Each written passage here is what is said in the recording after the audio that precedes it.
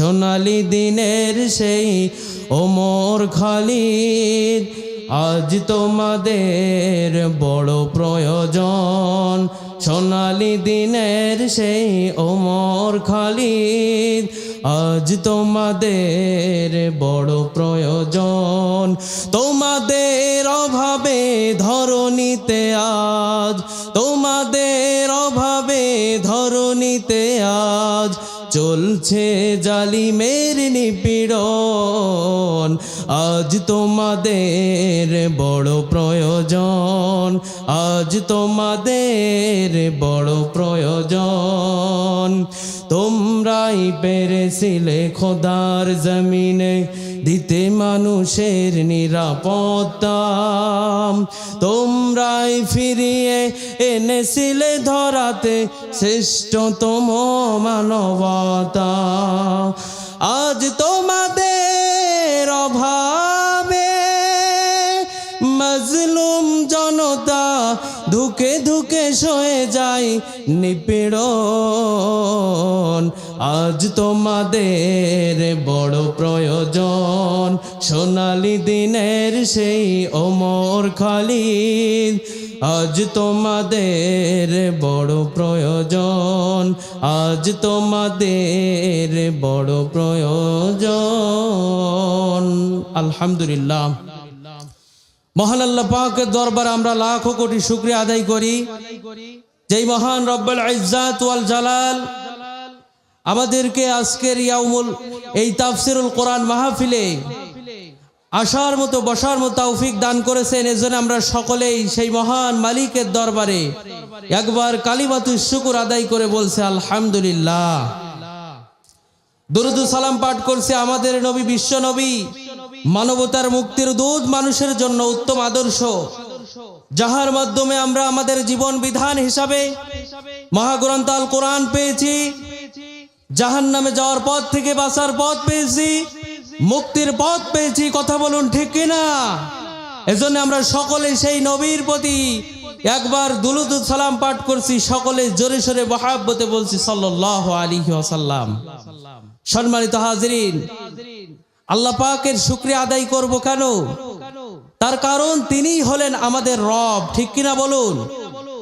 আল্লাহ পাক ছাড়া এই পৃথিবীতে কেউ কাউকে মৃত্যু দিতে পারে না, জীবন দিতে পারে না। কথা বলুন ঠিক কিনা? সুখ দিতে পারে না, আবার দুঃখও দিতে পারে না।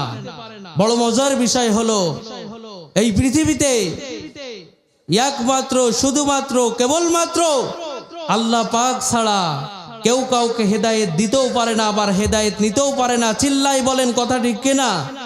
আল্লাহ রাব্বুল আলামিন বলেন, আল্লাহু ইয়াহদি মান ইয়াশা। চিৎকার দিয়ে বলেন আল্লাহু আকবার। আল্লাহ রাব্বুল আলামিন বলেন, আমি আল্লাহ যাকে ইচ্ছা তাকে হেদায়েত দান করি, আবার আমি আল্লাহ যাকে ইচ্ছা তাকে গুমরাহির মধ্যে নিয়ে যাই, আবার সারা জীবন তাকে গুমরাহির মধ্যে রেখে দেই। এই হেদায়েত দেওয়া নেওয়ার একচ্ছত্র মালিক হলাম আমি আল্লাহ। সুবহানাল্লাহ বলুন। সম্মানিত হাজিরিন, এই পৃথিবীতে কোনো পীরের ক্ষমতা নাই, কোনো অলির ক্ষমতা নাই, কোনো নবীর ক্ষমতা নাই। যদি পীরের ক্ষমতা থাকতো, অলিদের ক্ষমতা থাকতো, নবী রাসূলের ক্ষমতা থাকতো, তাহলে নবীরা সব চাইতে বেশি হেদায়েত মানুষকেই দিতে পারতো। সম্মানিত হাজিরিন, আপনারা জানেন ইব্রাহিম আলাইহিস সালাতু ওয়াস সালাম আল্লাহ পাকের একজন জলিলুল কদর নবী, ঠিক কিনা?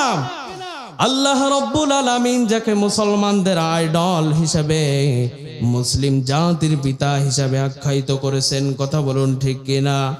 ওই ইব্রাহিম আলাইহিস সালাতু ওয়াস সালাম হাজারো দোয়া করেও, হাজারো চেষ্টা করেও তার জন্মদাতা বাবাকেও হেদায়েত দিতে পারে না। মরার পরে দোয়া করেছে, আল্লাহ তুমি আমার বাবাকে মাফ করে দাও, আয় আল্লাহ আমার বাবাকে ক্ষমা করে দাও। আমি তো নবী, তুমি আমাকে বন্ধু হিসাবে আখ্যায়িত করেছো, দুনিয়াতে আমাকে নবী বলে পরিচয় দিয়েছো। আয় আল্লাহ আমার বাবা যদি জাহান্নামে যায়, তাহলে আমি আমার উম্মতদের মাঝে, তামাম পৃথিবীর সমস্ত মাখলুকাতের মাঝে আমি নবী বলে পরিচয় দিতে লজ্জাবোধ করব।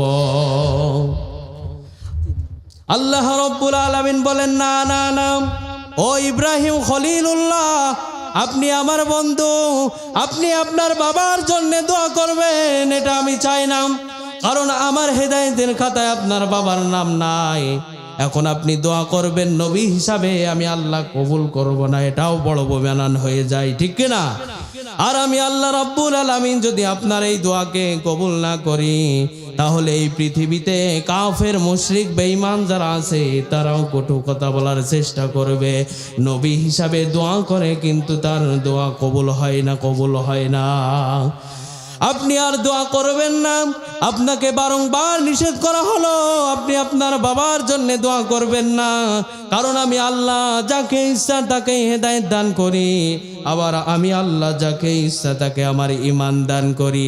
এরপরেও যদি আপনি আপনার বাবার জন্য দোয়া করতে থাকেন, আপনি যদি আপনার বাবার জাহান্নামের আগুন থেকে মুক্ত হওয়ার জন্য দোয়া করতে থাকেন, আমি আল্লাহ বলতে বাধ্য হলাম নবুয়তের খাতা থেকে আপনার নামটা কেটে যাবে।